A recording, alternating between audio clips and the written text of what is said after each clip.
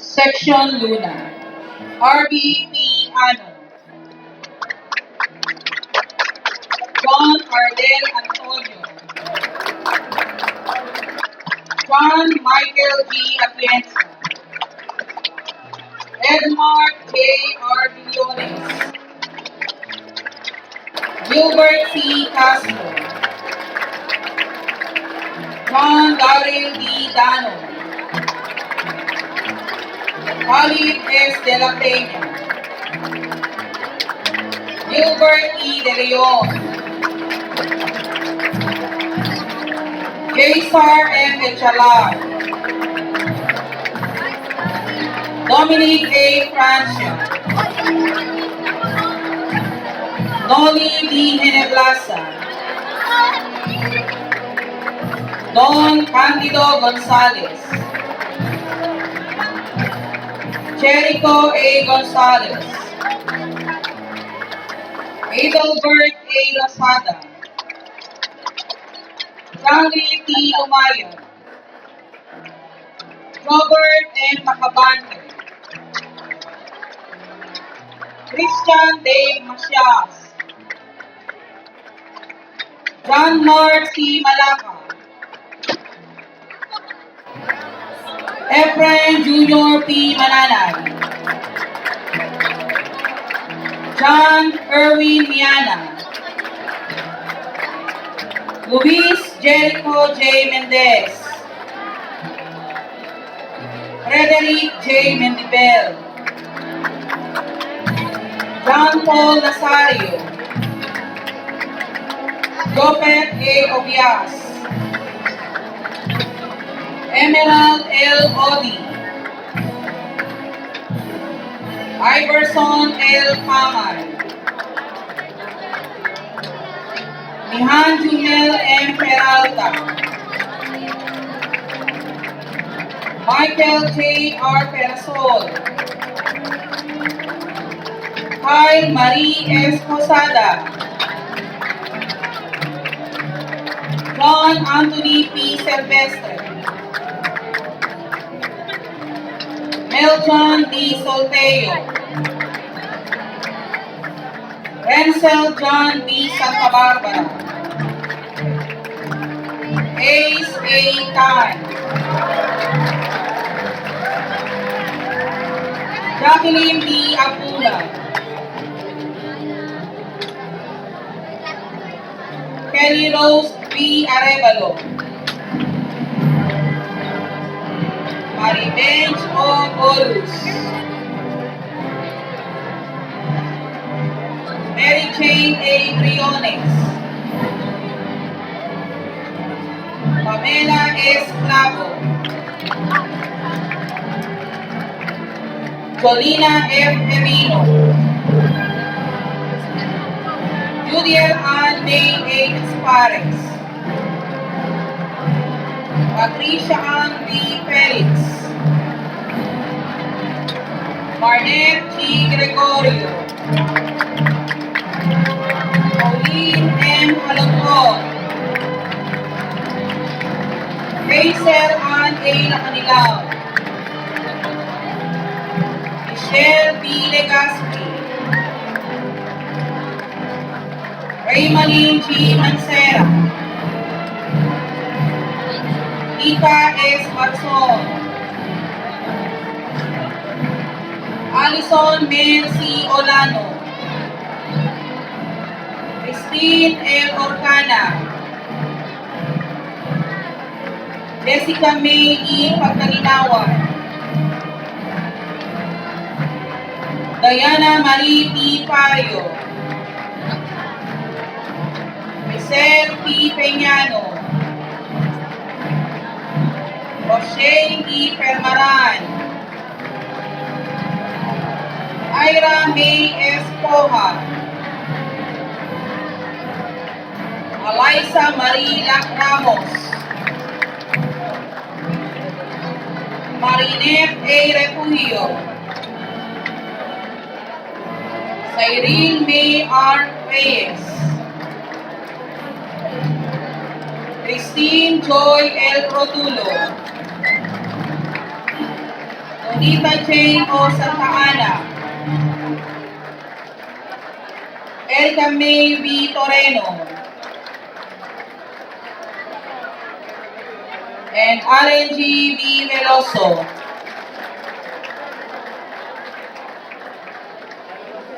Section Luna, congratulations. And now, I call on Ms. Rona N. Batiles to call the roster of junior high school completers of Open High School, Section Aquino.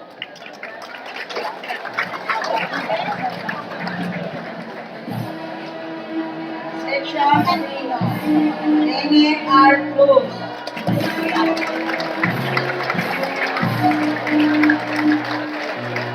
Rachel C. Lapini.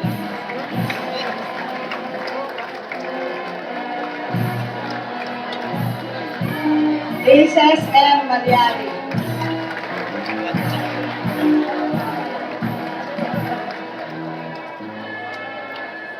Section Aquino, congratulations.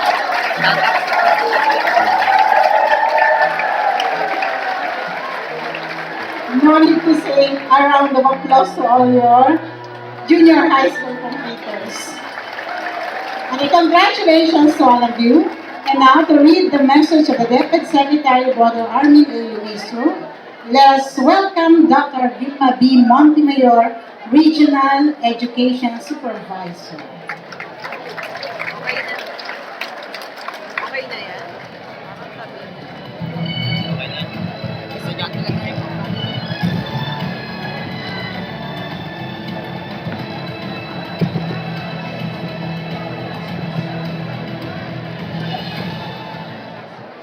Good evening. I plead for your silence, Labas ka na, tignan mo yung students, dito ka na. completers, Ay, di ka naman. Dito. including your parents. But please, before I start, please give them a big round of applause. Wala lang si Hiyaw. Hindi kasama ang Hiyaw doon. And to your teachers. Thank you.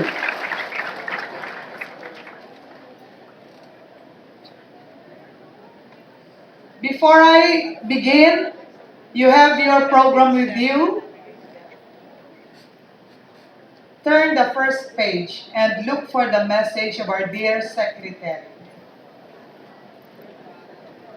From the Office of the Secretary of the Department of Education, the message for the moving up ceremony of Arpapa High School is, congratulations to our dear completers for reaching this significant milestone in your lives. Let this achievement also be generously shared among school administrators and personnel, teachers and parents who have given a part of themselves to ensure this success for our young learners. This day holds more significance because it comes at a time when the Philippine education system is undergoing the biggest education reform in the country, the K-12 program. With its full implementation come June 2016, we send you off to another journey of your lives.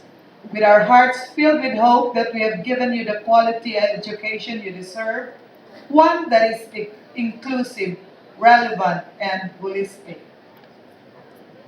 This year's theme is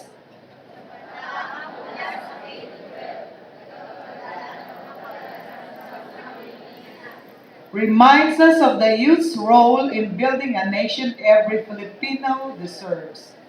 The future will always have a place for people who forge ahead with purpose and a keen intent to serve.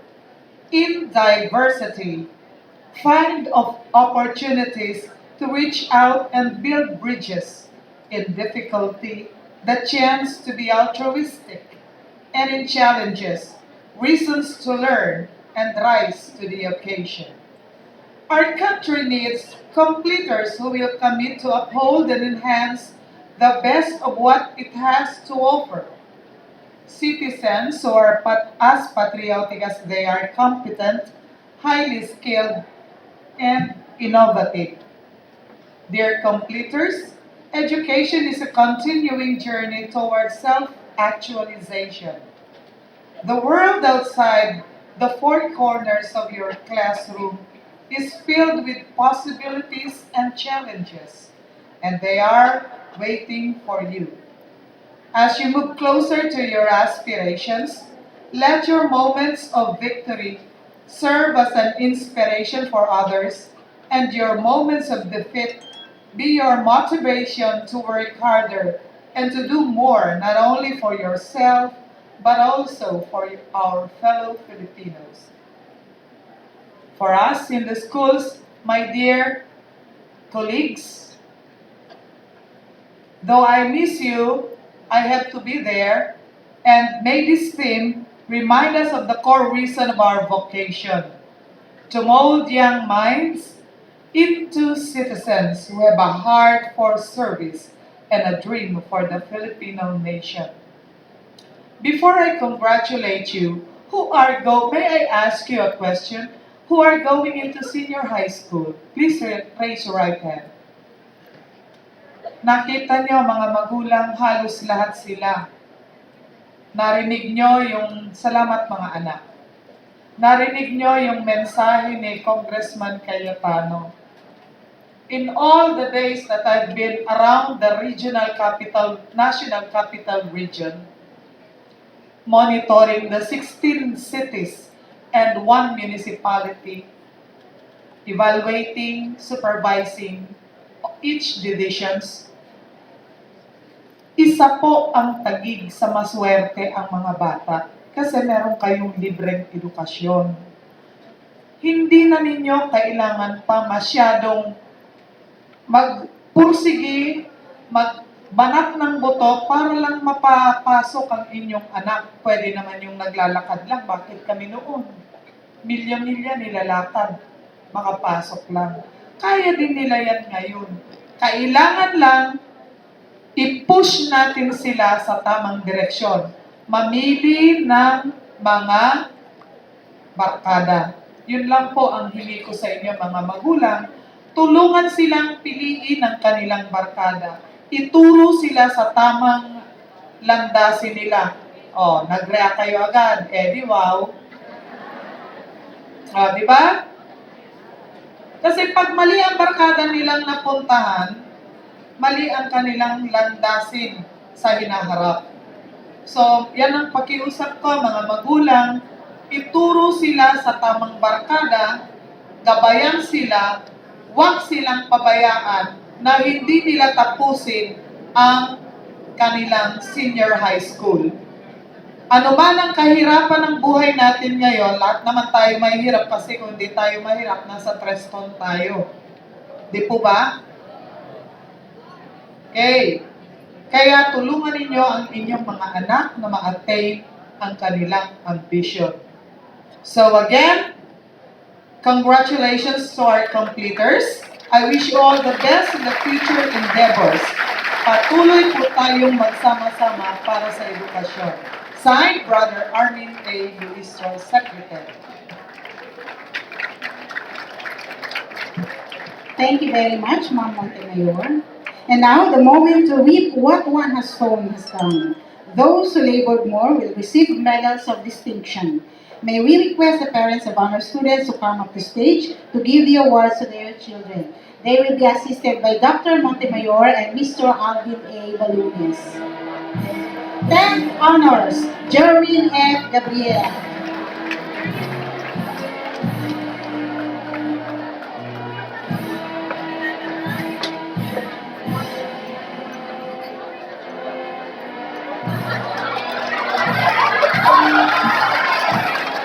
Ninth honors, Robbie R. Villeta.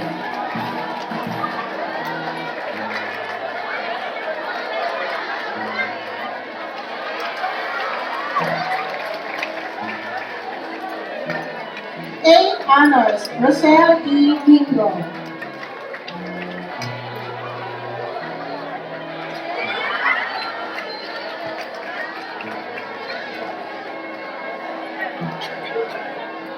Seventh honors, Eliza Marie R. Lardizaban.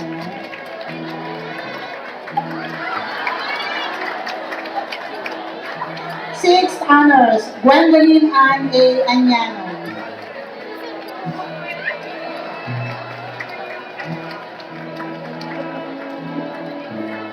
Fifth honors, Rupert Joaquin D. Rani. He is also best in edukasyon sa pagpapakatao and best in health.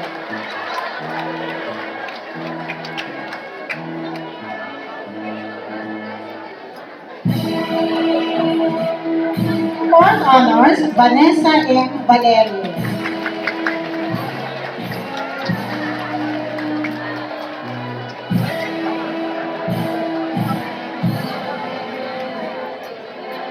Third honors, Queen Grace L. Sabado.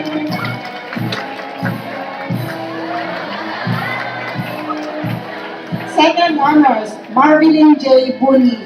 She is also best in mathematics, best in science and technology, and best in Araling Panlipunan.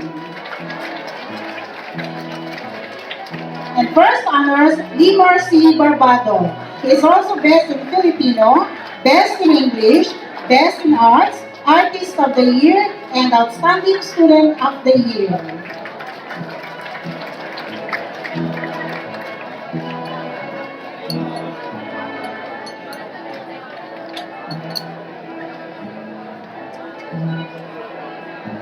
Congratulations to our honor students and to their parents.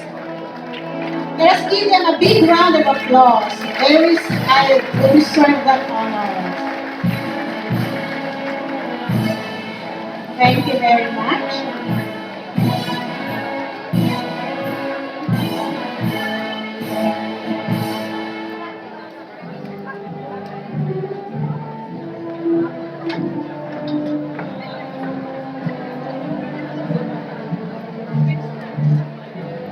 Let us now listen to the inspirational message of Liber C. Barbado, our first honors.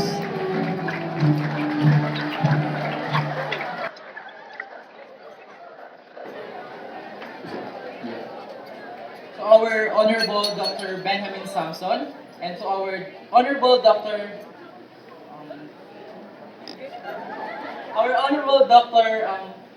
Ramos, and to our very own City Mayor, Mayor Maria Laarni Cayetano, to our ever-supporting Principal, Dr. Maria Delia F. Perocho, for the department heads of different subject areas, grade and advisors, teachers, parents, and so my fellow junior high school completers, ladies and gentlemen, a pleasant evening to all of us.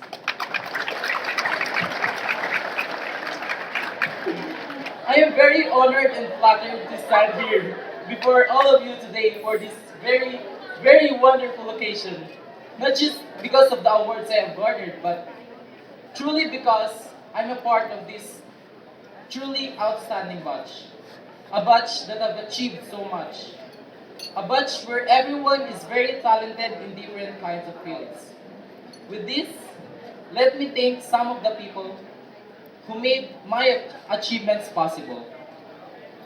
I would like to thank God first and foremost because without Him, nothing of this would have been possible. Lord God, thank you po dahil nagbukas po uli kayo ng bagong pintuan para po sa lahat ng estudyanteng naririto ngayon. I would also like to thank my mama, Ms. Zinaida C. Barbado, my Ate Liway and my Ate Lenny. All of my achievements are not only mine, but also theirs. Because without them, without their encouragement, and without their hard work, I would not be here, standing and talking to all of you. Ma, thank you po sa lahat. Thank you po dahil tinuruan niyo po akong maging matatag. Tinuruan niyo po ako na hindi sumuko sa lahat po ng laban ng buhay namin. Mama, thank you po kasi nakita ko po yung pagod. Yung pagod pa lang po para pakainin kami, lalong-lalo na po yung pagod sa pagpapaaral sa amin. Thank you po kasi lagi kayong nandyan para sa amin. Hindi kami pinabayaan at lagi po kayong nasa tabi namin. Sa lahat din po ng magulang na nandito, maraming salamat po. Sana po maging inspirasyon pa po kayo sa aming mga estudyante. At sana po tuluyan niyo pa po kaming gabayan sa buhay na aming tatahakin. Ma, ilang beses yun na nga po ba kami nakitang nasaktan, nadapa at nasugatan.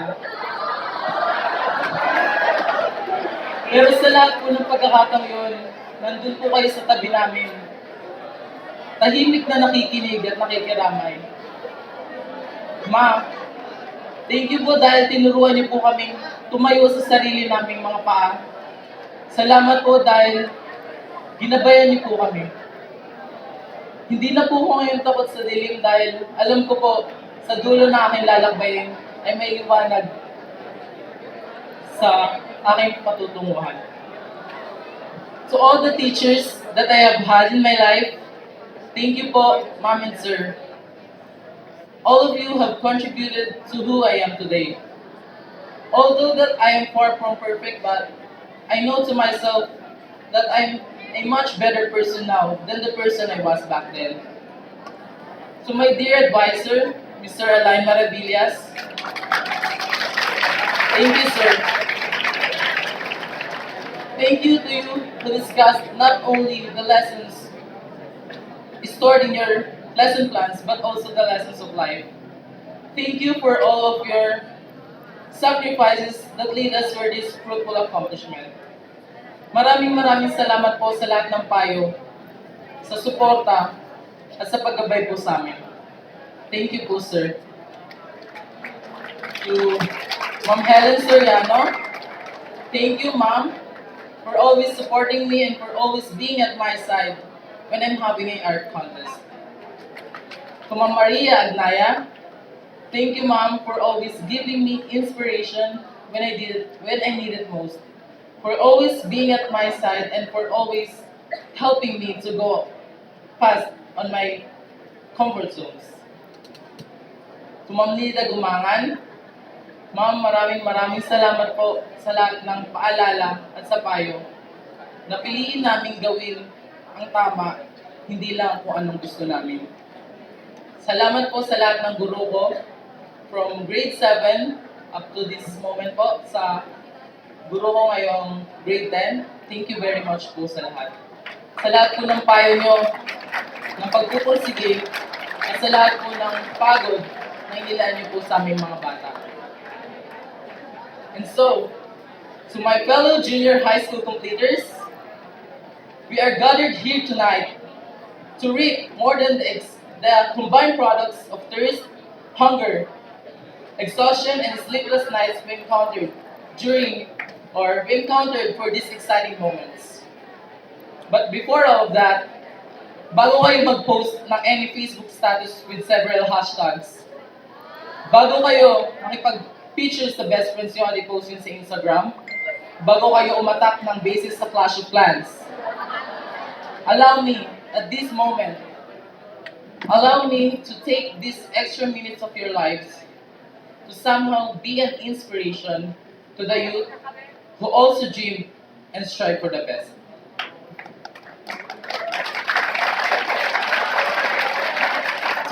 As we happily walk by up to this stage today, but please don't take it literally. We sometimes falter and fumble. We have already heard some inspiring stories about success, and as I have noticed, failure is the common ingredient that seems to add a flavor to the final dish on what they have cooked. When I was a child, I dreamed to be a professional artist. Shh. I really love art. Gustong-gusto ko yung nagdo-drawing. Gustong-gusto ko yung nag-sketch. Pero, mahirap para sa akin sa isang batang katulad ko na magaling sa drawing, pero mahina sa math. I dream of becoming architect someday. Gusto ko maging engineer. Pero ba't kaya ganun, no? Sa lahat ng gusto natin, hindi naman sa sagabal, pero may balakid sa atin.